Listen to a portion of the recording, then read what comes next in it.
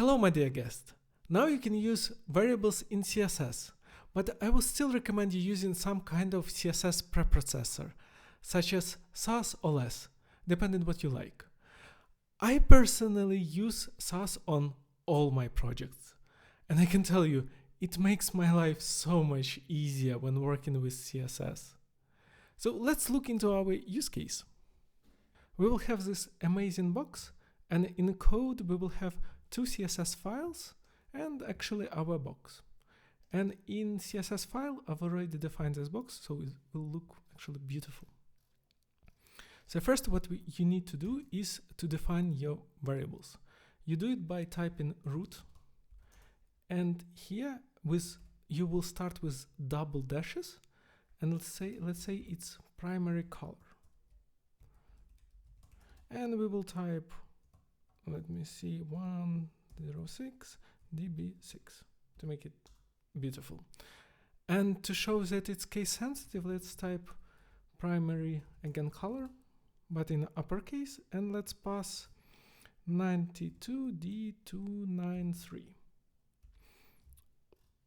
Now we can actually use them. To use, you pass what you want to change and use var, hello JavaScript 2016.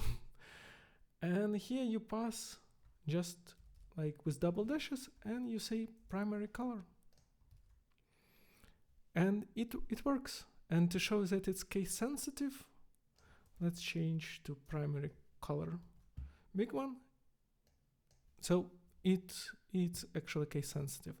Now I want to show you can actually use it in different CSS file. So when we type in different second CSS, it still works. And let me show you.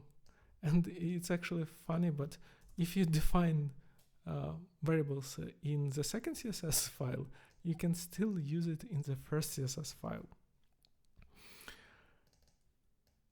And the last thing that I wanted to show you is the priority. If you have the same clashes, it will actually take the second, not the first one. So we change here to red, but it's still green. And that's it. And remember to take care of your health. Have a great day.